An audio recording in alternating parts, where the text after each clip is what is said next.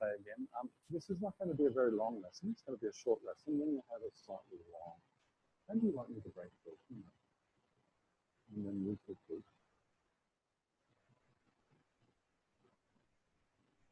So lie down on your back.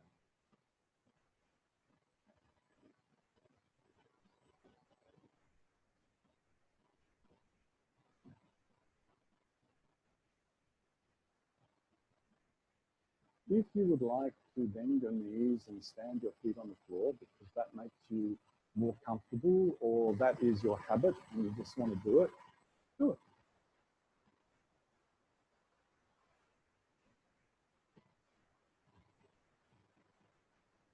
And that's what you've been doing the whole week with me and the lessons that I've been teaching you. Did you start to pay attention to the inflow of air and the outflow?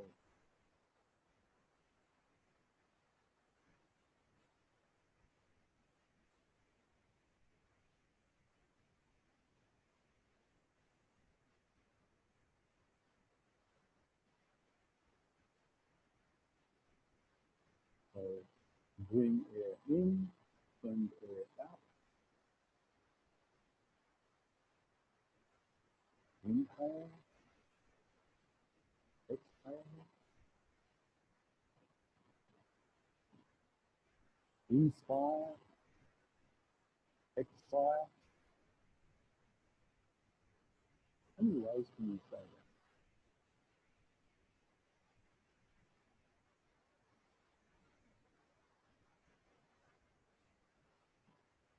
Never don't play language games.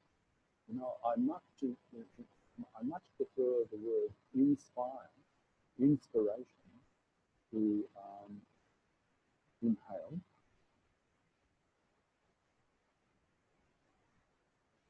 Because at those moments that you really want to be inspired and you want to be creative, your brain is in the most need of oxygen.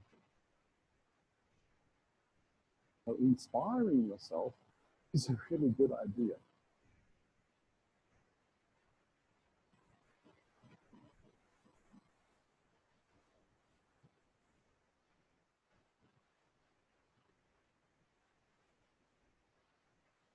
Notice the length of your right leg.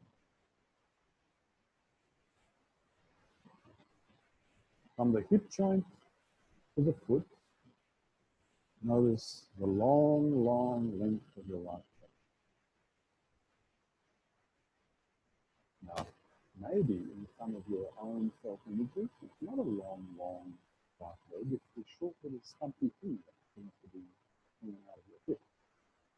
Oh, really? Some days, my leg is so, and that's the good leg.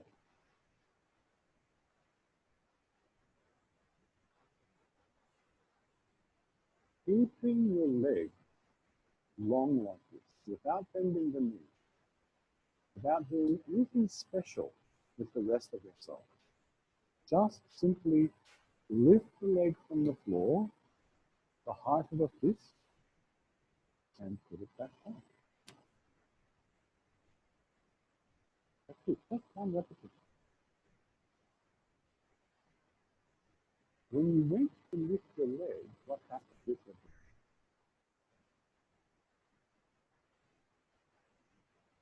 And there's a lot of moments between thinking the thought, I'm going to lift my leg, and the leg coming off the ground. A lot of moments in there. Go ahead, do that movement again, but this time pay attention to that whole process of activating yourself to lift the leg, and notice, is there any moment that you stop breathing?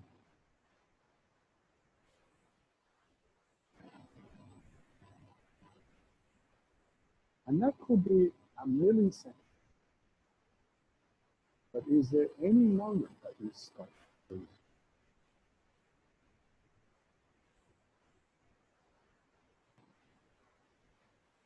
And if there is, ask yourself, is it necessary or not? If it is, if it really is necessary, you should continue to do it. If it's not necessary, well then you lift the leg without stopping your breath at all. But the flow in and out just continues without any interruption. So that's a timing. There's no punctuation in the breathing. Not a comma, not a full stop, a semicolon.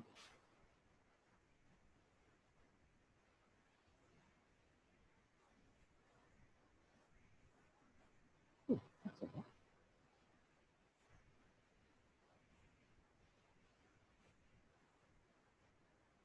Return your attention to pain, noticing the flow of air in and the flow of air out. Inspiring, inhaling, exhaling. You can see I try to avoid the word expired. It's like I'm expired. The meter has run out. All the life is gone. Finished. Now, the next time that you want to, here's my invitation.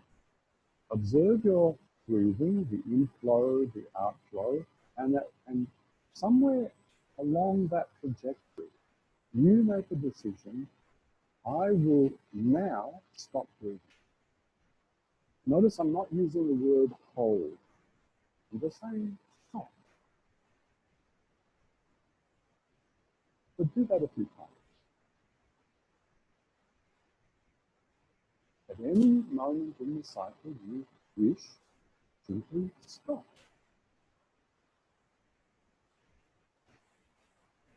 And when you've had enough of stopping, you can continue.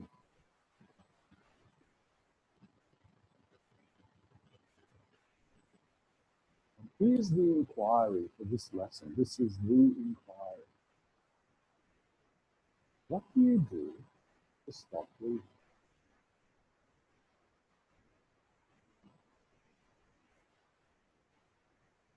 How do you make that interruption? How do you make that full stop? Comment. How do you do that?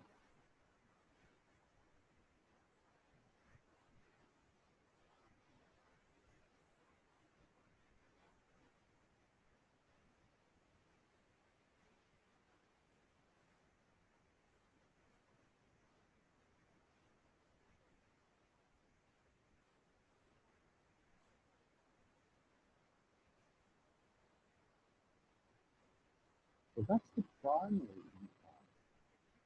The secondary inquiry is, do you always tend to stop your breath on an out-breath? Or do you tend to stop your breath on an in-breath?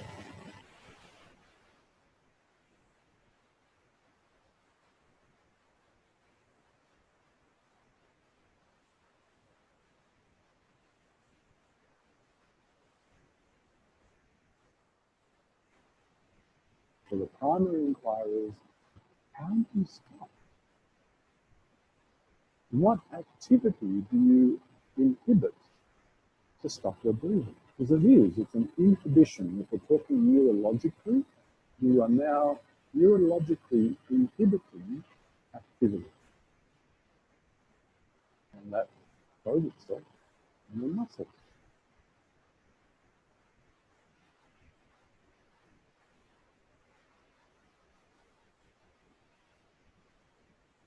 Okay, stop again, just rest your attention. One more variation. So the first variation was lifting the leg and noticing what you do with your breathing. It could be, some of you noticed, no, the moment was stop. Second variation, practice intentionally stopping the breathing. So you get to know what is that sensation when there is no breathing happening.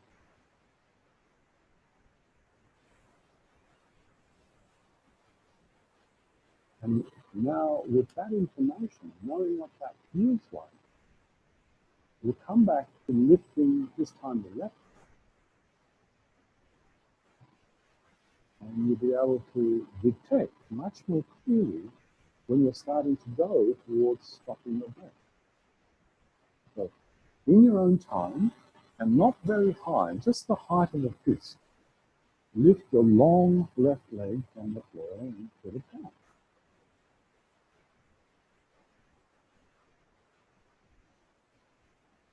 Do you stop your breath?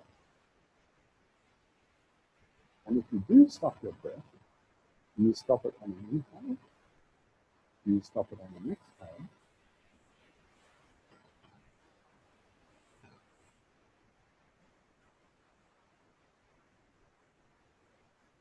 And if you don't stop your breath at all, okay, just both legs.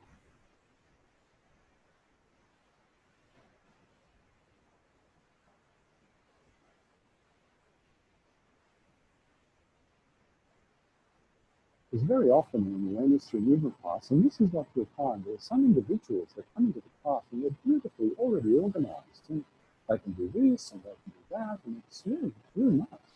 So then that is your opportunity for them to create the scenario where they can experience what the lesson's about. So if you can lift both legs and not stop your breathing, well, lift both legs and both arms.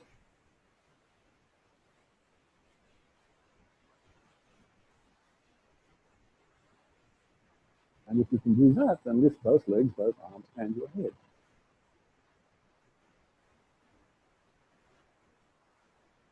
And if you can do that, lift both legs, both arms, and your head, and press your teeth together. Inside.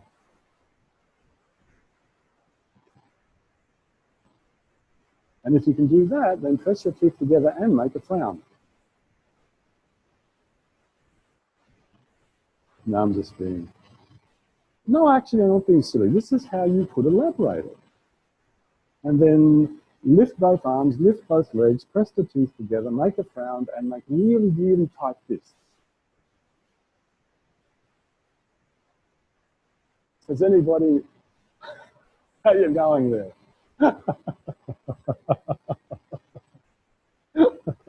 All right, let that be. Yeah. So in some... What was that?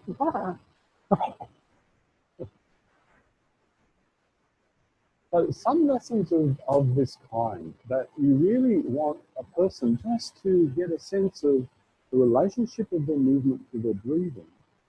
And it's not really important whether they stop their breath or not, but that they can recognize what they're doing with their breath relative to their movement. And so the whole lesson is about enabling that to happen. Yes? So now, intentionally stop your breath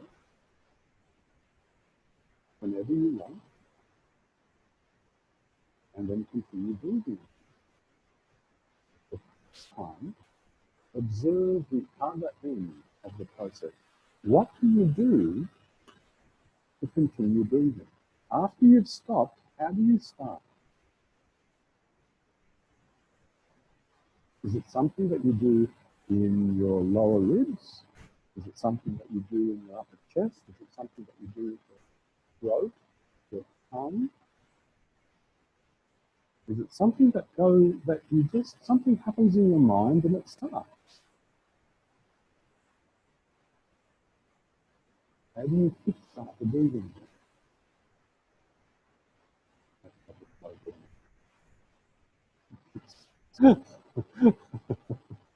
Video.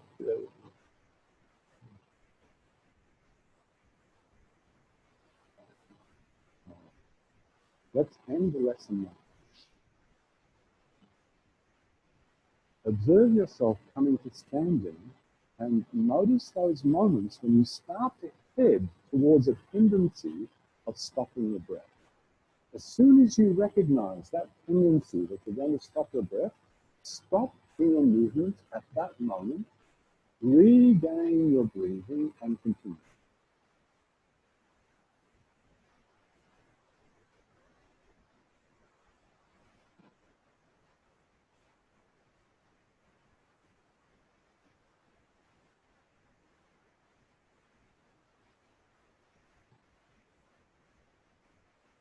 So it's all about recognizing that even the onset of holding the breath. And as soon as you recognize it, you go, oh, it's about to happen. I just stop for a moment. I'll regain my capacity to continue that inflow, outflow, inflow, and then I can continue. And if you got it the first time, you're welcome to go back onto the floor and then come up again. If you got it 2 times, those people unfold themselves into standing.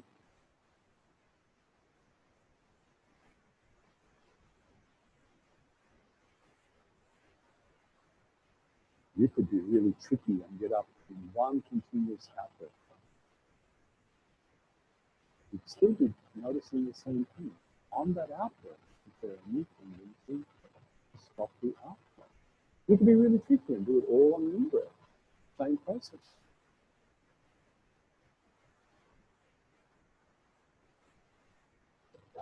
Bless you.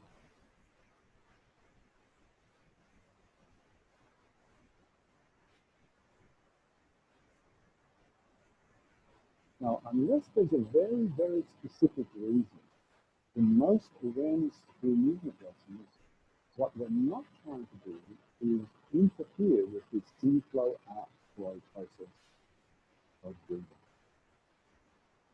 Sometimes the sensation of it can become a little bit more intense, like the muscles of the rib cage become more contracted and so on.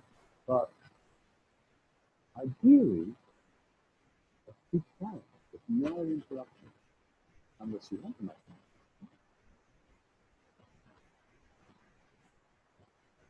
That's it.